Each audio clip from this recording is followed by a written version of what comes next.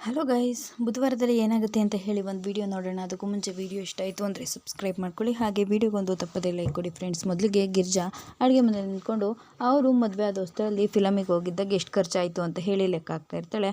ಅಷ್ಟರಲ್ಲಿ ಅಲ್ಲಿಗೆ ಅಮ್ಮು ಮತ್ತು ಮೀನಾ ಇಬ್ಬರು ಬರ್ತಾರೆ. ಅತ್ತೆ ಏನು ಮಾಡ್ತಾ ಇದ್ದೀರತ್ತೆ ಅಂತ ಹೇಳಿದಾಗ, ಅದು ಮೀನಾ, ನಾವು ಮದುವೆ ಆಗಿರೋ ಹೊಸ್ತರಲ್ಲಿ ನಿಮ್ಮ ಮಾವ ಮತ್ತು ನಾನು ಇಬ್ಬರು ಕೂಡ ಪಿಕ್ಚರಿಗೆ ಹೋಗಿದ್ವಿ ಕಣೆ. ಆಗ ಅಲ್ಲಿ ಥಿಯೇಟ್ರಿಗೆ ಹೋಗಿ ಸಿನಿಮಾ ನೋಡಿ ತಿಂಡಿ ತಿಂದ್ಕೊಂಡು ಊಟ ಮಾಡ್ಕೊಂಡು ಬಂದರೂ ಕೂಡ ಬರೀ ನಮ್ಮದು 39 ರೂಪಾಯಿ ಖರ್ಚಾಗಿತ್ತು ಅಷ್ಟೇ. ಆದರೆ ಇವತ್ತು ಪಾಪ ಆ ಪ್ರಿಯಾ ಮತ್ತು ಮಾಧವ ಇಬ್ಬರು ಕೂಡ ಟಿಕೆಟ್ ತೊಗೊಳೋದಕ್ಕೆ 1200 ರೂಪಾಯಿನ ಖರ್ಚು ಮಾಡಿದರು. ಎಷ್ಟೊಂದು ದುಡ್ಡೆಲ್ಲ ಜಾಸ್ತಿ ಆಯ್ತಲ್ವೇನೆ.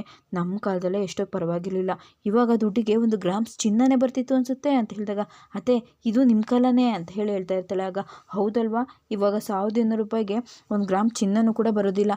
ಅದೇ ನಿಮ್ಮ ಮಾವು 1200 ರೂಪಾಯಿ ನನಗೆ ಕೊಟ್ಟಿತ್ತು ಅಂತಂದರೆ 1 ವಾರ ಎಲ್ಲ ಮನೆ ನಡೆಸ್ತಾ ಇದ್ದೆ ಅಂತ ಹೇಳ್ತಾ ಇರ್ತಾಳೆ. ಅತ್ತೆ ಬಿಡಿ ಅತ್ತೆ, ಏನು ಮಾಡೋದಕ್ಕಾಗೋದಿಲ್ಲ ಅಂತ ಹೇಳ್ತಾ ಇರ್ತಾಳೆ.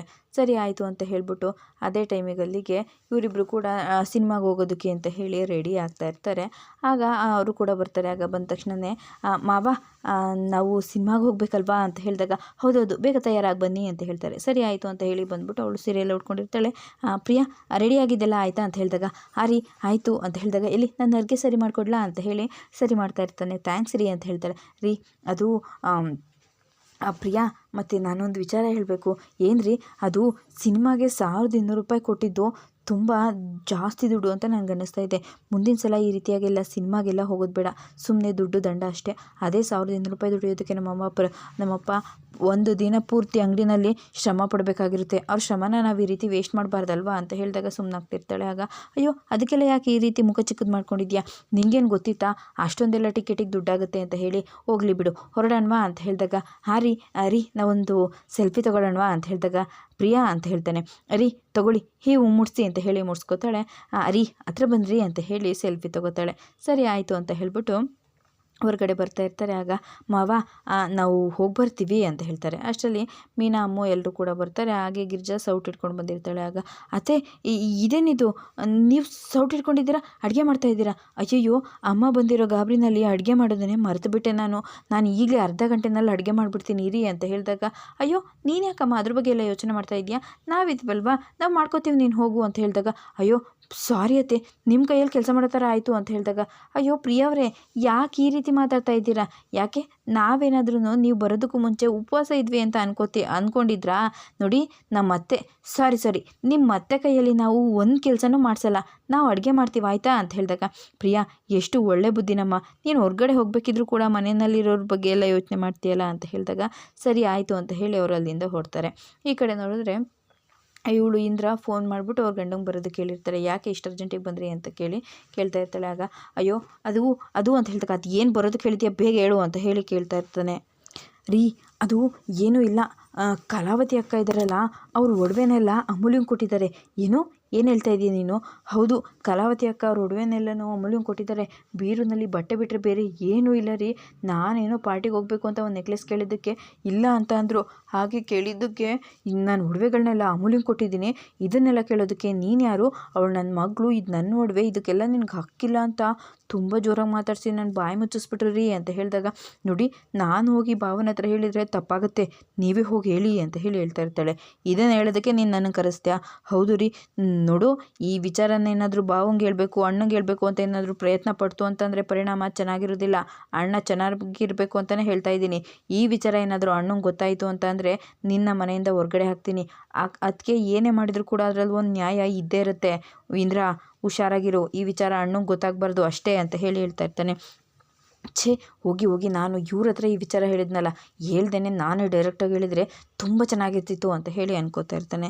ಸರಿ ಆಯಿತು ಅಂತ ಹೇಳಿ ಅಂಗಡಿಗೆ ಹೋಗ್ಬಿಟ್ಟು ನಂದ ಬರ್ತಾನೆ. ಬಂದ ತಕ್ಷಣವೇ ಅವರು ಏನು ಗಿರ್ಜಾ ಅವ್ರು ಇನ್ನೂ ಬಂದಿಲ್ವಾ ಅಂತ ಹೇಳಿ ಕೇಳ್ತಾ ಇರ್ತಾನೆ. ಇಲ್ಲ ರೀ ಅಂತ ಹೇಳಿದಾಗ ಅದೇ ಟೈಮಿಗೆ ಅವರು ಬರ್ತಾರೆ. ರೀ ಬಂದೇ ಬಿಟ್ಟರು ಅಂತ ಹೇಳಿದಾಗ, ಮಾಧವ ಪ್ರಿಯಾ ಬಾಮ್ಮ ಪಿಕ್ಚರ್ ಹೇಗಿತ್ತು ಅಂತ ಹೇಳಿ ಕೇಳ್ತಾರೆ.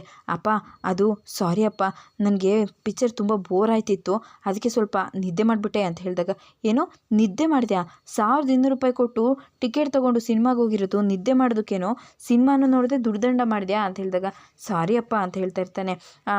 ಅದೇ ಸರಿ, ಆ ಕೂಲ್ ಡ್ರಿಂಕ್ಸು ಪಾಪ್ಕಾರ್ನು ಎಲ್ಲನೂ ತಿಂದ್ಯಾ, ಹಾಗೆ ಬಿಟ್ಬಿಟ್ಟು ಬಂದ್ಯೋ ಅಂತ ಹೇಳಿ ಕೇಳ್ತಾ ಇರ್ತಾನೆ. ಆಗ ಅಪ್ಪ ನಿಮಗೆ ಗೊತ್ತಲ್ವಾ ನನಗೆ ಆ ಥರ ಪಾಪ್ಕಾರ್ನ್ ಇಷ್ಟ ಆಗಲ್ವಲ್ಲಪ್ಪ ಅಂತ ಹೇಳಿದಾಗ, ಅಯ್ಯೋ ಸಿನಿಮಾನು ನೋಡಿದೆ ಪಾಪ್ಕಾರ್ನ್ ಎಲ್ಲ ಹಾಗೆ ಬಿಟ್ಬಿಟ್ಟು ಬಂದೇನೋ ಅಂತ ಹೇಳಿದಾಗ, ಇಲ್ಲಪ್ಪ ಎಲ್ಲ ಖಾಲಿ ಆಯಿತು.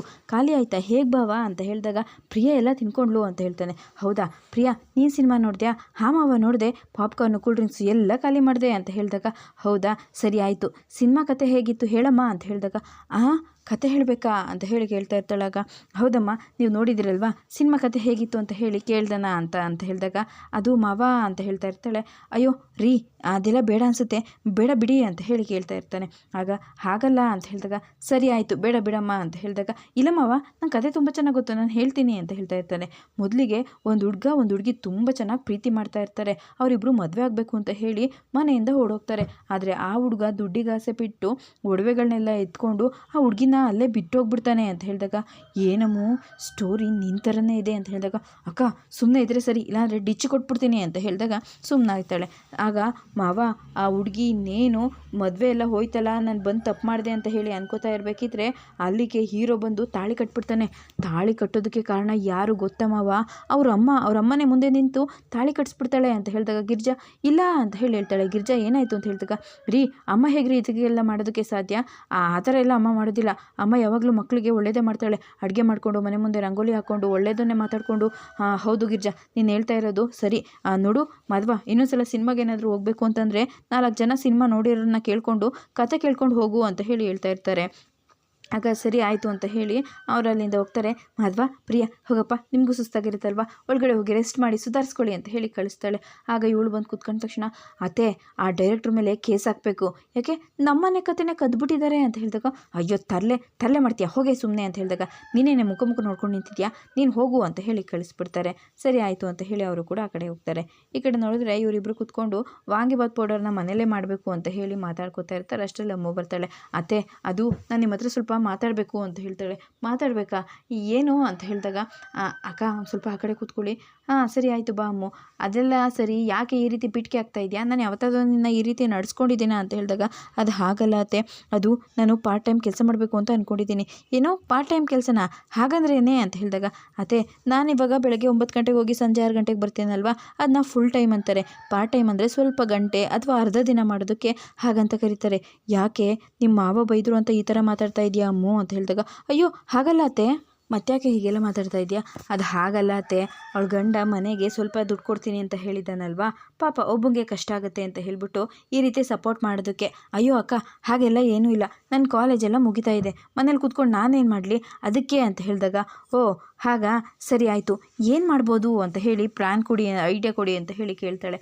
ಆಗ ಪ್ರಿಯಾ ಬಂದು, ಒಂದು ಕೆಲಸ ಮಾಡು, ಟ್ಯೂಷನ್ ಮಾಡು ಅಮೂಲ್ಯ ಅಂತ ಹೇಳಿದಾಗ, ಓ ವಾವ್ ಸೂಪರ್ ಐಡಿಯಾ ಅಂತ ಹೇಳ್ತಾ ಇರ್ತಾರೆ. ಪ್ರಿಯಾಕ್ಕ ತುಂಬ ಚೆನ್ನಾಗಿರೋ ಐಡಿಯಾ ಕೊಟ್ರಿ ಅಂತ ಹೇಳಿದಾಗ, ಹೌದು ಪ್ರಿಯಾ ಅವರೇ, ಮನೆಯಲ್ಲಿ ನೀವು ಇರ್ತೀರಲ್ವಾ, ಹೇಗಿದ್ರು ನಿಮ್ಮದು MA ಇಂಗ್ಲೀಷ್ ಲಿಟ್ರೇಚರ್ ಆಗಿದೆ, ನೀವು ಸಹಾಯ ಮಾಡ್ಬೋದಲ್ವಾ ಅಂತ ಹೇಳಿದಾಗ, ಹೌದು ಪ್ರಿಯಾಕ್ಕ ಅಂತ ಹೇಳ್ತಾಳೆ. ಇವಳಿಗೆ ಏನು ಮಾಡಬೇಕು ಅಂತ ಗೊತ್ತಾಗ್ತೇನೆ, ಮೀನಾ ಅವರೇ ನಾನು ನಿಮ್ಮ ಮನೆಗೆ ಮದುವೆ ಆಗಿ ಬಂದು ಎಷ್ಟು ದಿನ ಆಯಿತು, ಯಾಕೆ ನೀವು ಪ್ರಿಯಾ ಅವರೇ ಅಂತ ಕರಿತೀರಾ? ನೀವು ಈ ಮನೆಗೆ ಕಿರಿಸೊಸೆ, ನಾನು ಹಿರಿಸೊಸೆ, ವಯಸ್ಸಲ್ಲೂ ದೊಡ್ಡೋಳು, ಅಕ್ಕ ಅಂತ ಕರಿಬೋದಲ್ವಾ? ಹಾಗಲ್ಲ ಪ್ರಿಯಾ ಅವರೇ, ನೋಡಿ ಅದು ಆಗಲ್ಲ, ಈಗ ಎಲ್ಲ ಏನೂ ಇಲ್ಲ ಅಂತ ಹೇಳಿದಾಗ, ಸರಿ ಆಯಿತು ಪ್ರಿಯಾ ಅವರೇ, ಹಾಗೆ ಕರಿತೀನಿ, ಆದರೆ ನೀವು ಟ್ಯೂಷನಿಗೆ ಅಂತ ಹೇಳಿದಾಗ, ಅಯ್ಯೋ ಒಲೆ ಮೇಲೆ ಏನೋ ಇಟ್ಟಿದ್ದೆ ಅನಿಸುತ್ತೆ ಅಂತ ಹೇಳಿ ಅಲ್ಲಿಂದ ಹೋಗ್ಬಿಡ್ತಾಳೆ.